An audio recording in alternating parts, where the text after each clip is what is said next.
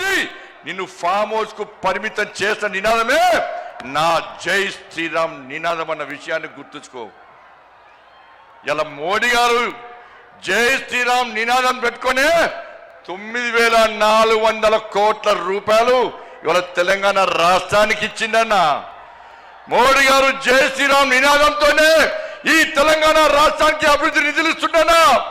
ఇలా మోడీ గారు నిధులు ఇచ్చడం వరకు ఇవ్వబట్టే తెలంగాణ రాష్ట్రంలో పాలన కొనసాగుతుంది తప్ప మోడీ గారు లేకుంటే ఇవాళ తెలంగాణ రాష్ట్రంలో ప్రభుత్వం నడిచే పరిస్థితి లేదు. మేము నిధులు తీసుకొస్తున్నాం, మోడీ గారు నిధులు ఇస్తున్నారు తెలంగాణ రాష్ట్రానికి. మేము తెలంగాణ రాష్ట్రానికి నిధులు తీసుకొస్తే మీరేమో తెలంగాణ నుంచి నిధులను పైసలను ఇవాళ ఢిల్లీకి మోస్తున్న కాంగ్రెస్ వాళ్ళు. ఇలా మోడీ గారు హిందీలో మాట్లాడతారు. ఇలా మోడీ గారు హిందీలో మాట్లాడే ఏ హామీని కూడా విస్మరించుకొని ఇలా నెరవేర్చే ప్రయత్నం చేస్తున్నాను మోడీ గారు. ఇలా ప్రియాంక గాంధీ వచ్చిందన్న తెలంగాణ రాష్ట్రానికి, రాహుల్ గాంధీ వచ్చిన తెలంగాణ రాష్ట్రానికి ఎన్నికల సమయంలో ఏమైంది? హిందీలో మాట్లాడి 6 గ్యారెంటీలు అమలు చేస్తామన్న రాహుల్ గాంధీ, ప్రియాంక గాంధీ హిందీలో మాట్లాడే వ్యక్తులు ఇవాళ కనీసం 6 గ్యారెంటీల గురించి మాట్లాడకుండా ముఖం చెల్లకుండా తెలంగాణ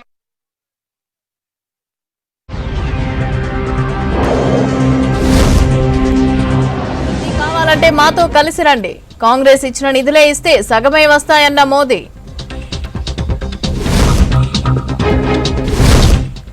పెరేడ్ గ్రౌండ్ లో మోదీ సభకు భారీ ఏర్పాట్లు, పెద్ద ఎత్తున జనాన్ని తరలించిన నేతలు.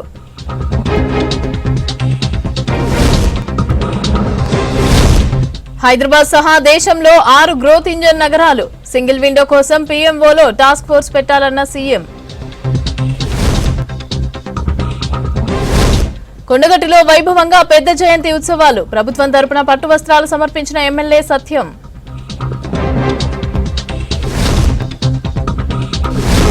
ఆదిలాబాద్ అడవుల్లో తెల్ల మోదుగ చెట్టు నుంచి నీటి ధార, ఏటా ఆదివాసీల పూజలు, రోగాలు నయమవుతాయనే నమ్మకం. బీజేపీ సభలో కేంద్ర మంత్రి బండి సంజయ్ మాట్లాడుతున్నారు. లైవ్ చూద్దాం.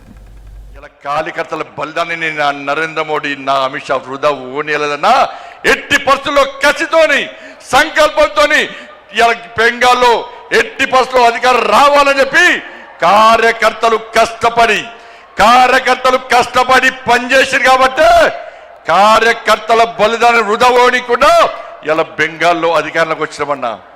ఇలా కేరళలో కూడా బలిదానం చేసినా. నేను ఒక మీటింగ్ పోయినా కేరళలో, ఏబీవీపీ ర్యాలీకి పోయినా. ఒక నాయకుడు బ్రహ్మాండంగా స్పీచ్ ఇస్తున్నాడు, జోష్ వస్తున్నది.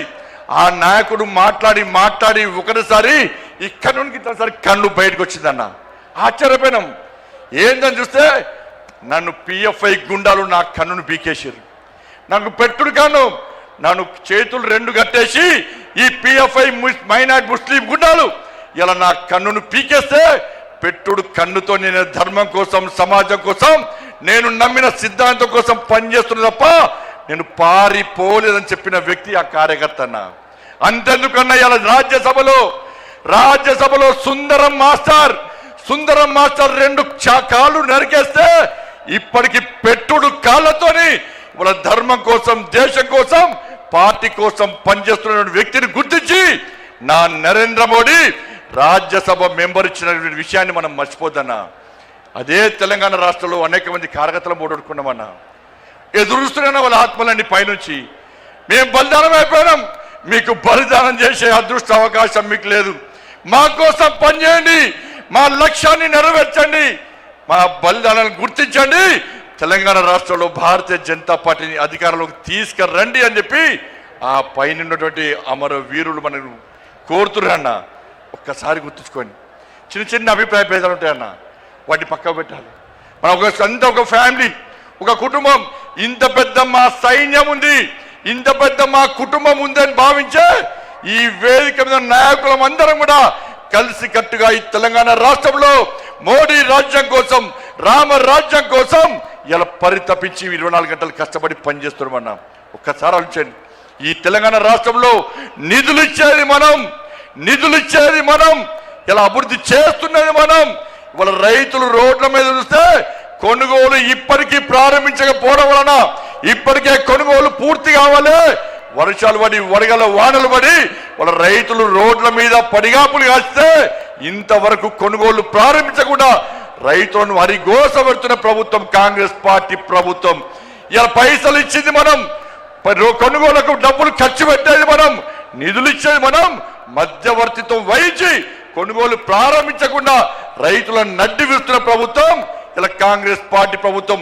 ఉద్యోగులకు డిఏ లేవు, పిఆర్సీ అమలు లేదు, నిరుద్యోగులకు ఉద్యోగం లేదు, నిరుద్యోగ వృద్ధి లేదు, విద్యార్థులకు భరోసా కాలేదు, 2500 మహిళలకు లేవు, 4000 రూపాయల ఆసరా పెన్షన్ లేదు, అందరికీ రైతు భరోసా లేదు, అందరికీ రైతు బోనస్ లేదు. వాళ్ళు ఏమీ లేకుండా ఇలా 6 గ్యారెంటీలు పక్క పెట్టి కేవలం ఢిల్లీకి పైసలు పంపడే లక్ష్యంగా ఇలా రేవంత్ రెడ్డి ప్రభుత్వం పనిచేస్తున్న విషయాన్ని ఒక్కసారి గుర్తు చేసుకోవాల్సిన అవసరం ఉంది. ఇలా ఇచ్చేది మనమన్నా ఒక్కసారి నాతో పాటు చెప్పండి అన్న. ప్రధానమంత్రి గరీబ్ కళ్యాణ్ అన్న యోజనకు బియ్యానికి పైసలు ఇచ్చేది ఎవరన్నా? వాళ్ళ బియ్యానికి పైసలు ఇచ్చేది నరేంద్ర మోడీ ప్రభుత్వం అన్నా. స్వచ్ఛ భారత్ మిషన్ పైసలు ఇచ్చేది ఎవరన్నా? జాతీయ రహదారులో పైసలు ఇచ్చేది ఎవరన్నా? రైల్వే నిధులు ఇచ్చేది ఎవరన్నా? శ్మశాన వాటికలకు పైసలు ఇచ్చేది ఎవరన్నా? కొనుగోలుకు పైసలు ఇచ్చేది ఎవరన్నా? వాళ్ళ శ్మశాన వాటికలకు పైసలు ఇచ్చేది ఎవరన్నా? అన్ని నిధులు మనమే ఇస్తుంటే, వేల కోట్ల రూపాయల నిధులు మనకు వస్తుంటే ఇవాళ కాంగ్రెస్ పార్టీ ప్రభుత్వం మాకు ఏమి ఇస్తలేదని ఎలా భారతీయ జనతా పార్టీ ప్రభుత్వాన్ని బదనాం చేసే ప్రయత్నం చేస్తే అడ్డుకోవాల్సిన బాధ్యత మనకుదన్నా. ఇలా సనాతన ధర్మం కోసం పనిచేస్తామన్నా, ఈ తెలంగాణ రాష్ట్ర అభివృద్ధి కోసం పనిచేస్తామన్నా. సనాతన ధర్మం లేని భారతీయ జనతా పార్టీ లేదు. అరే 80% హిందువుల కోసం పనిచేసే పార్టీ నా భారతీయ జనతా పార్టీ. మేము ఒక వర్గానికి కొమ్ముగాయం, ఒక వర్గాన్ని వ్యతిరేకించాం. మేము సనాతన ధర్మానికి అడ్డొస్తే, నా ధర్మాన్ని హేళన చేసే ప్రయత్నం చేస్తే, నా సమాజాన్ని చీల్చే ప్రయత్నం చేస్తే ఏ భారతీయ జనతా పార్టీ కార్యకర్త ఊరుకునే ప్రసక్తి లేదు. మేము అల్లాను కించపరచలే, మేము యేసు ప్రభుని కించపరచలే, కానీ నా రాముని కించపరిస్తే, నా భగవంతుని కించపరిస్తే, నా సమాజాన్ని హేళన చేసే ప్రయత్నం చేస్తే ఊరుకునే ప్రసక్తి లేదన్న విషయాన్ని కాంగ్రెస్ పార్టీ, వాళ్ళ కమ్యూనిస్టు పార్టీలు కానీ బీఆర్ఎస్ పార్టీ కానీ గుర్తుంచుకోవాలి. అందుకే భారతీయ జనతా పార్టీ కార్యకర్తలారా అందరం కలిసి పనిచేద్దాం. నేను ఏ రోజు కూడా పార్టీ తల వంచుకునే పని చేయనన్నా. ఇలా పార్టీ కోసం పనిచేస్తాం. మేమందరం కూడా ప్రతి భారతీయ జనతా పార్టీ కార్యకర్త జై శ్రీరామ్, భారత్ మాతాకి జై అని నేను భారతీయ జనతా పార్టీ కార్యకర్తనని చెప్పి తలెత్తుకొని సగర్వంగా తలెత్తుకునే విధంగా పనిచేస్తుంది తప్ప పార్టీకి తల వంచే పని చేయనన్నా. చాతగాని మూర్ఖులు, ధైర్యంగా రాజకీయంగా ఎదుర్కోలేని దద్దమ్మలు ఇలా ఏదో చేసి బండి సంజయ్ని కానీ భారతీయ జనతా పార్టీని ఇబ్బంది పడితే నేను ఫామ్ హౌస్ లో ఎలుకని కాదన్నా. నేను నా అయ్య పేరు చెప్పి రాజకీయాలు రాలేదన్నా, నా తాత పేరు చెప్పి రాజకీయాలు రాలేదన్నా, ఏదో జెండా పెట్టి రాలేదన్నా. నేను కాసేపు జెండాను, కమలపు జెండాను భుజం మీద మోసుకొని సామాన్య కార్యకర్తగా నా రాజకీయం ప్రారంభించి ఒక రాష్ట్రీయ స్వయం సేవక, ఒక ఏబీవీపీ కార్యకర్తగా, ఒక యువమోర్చా కార్యకర్తగా, ఒక నరేంద్ర మోడీ శిష్యునిగా భారతీయ జనతా పార్టీ కార్యకర్తగా పనిచేస్తున్నప్ప సగర్వంగా భారతీయ జనతా పార్టీ కార్యకర్తని తలెత్తుకొని తిరిగి పనిచేస్తున్నప్ప తల వంచే పని చెయ్యన్నా. నన్ను నమ్మండి అన్నా, తప్పుడు ప్రచారం నమ్మకండి అన్నా. మా ఎంబడి ఉండండి, ఇక వదిలిపెట్టే ప్రసక్తే లేదు. ఈ రోజు నుంచే మోడీ గారు ఈ రోజు వచ్చిపోయిన తర్వాత ఈ రోజు నుంచే తెలంగాణ రాష్ట్రంలో ధర్మం, తెలంగాణ అభివృద్ధి, ధర్మం ఆధారితంగా తెలంగాణ రాష్ట్రాన్ని అభివృద్ధి చేయాలంటే జై శ్రీరామ్, జై తెలంగాణ, జై శ్రీరామ్, జై శ్రీరామ్. ధన్యవాదాలు. జై శ్రీరామ్, జై తెలంగాణ.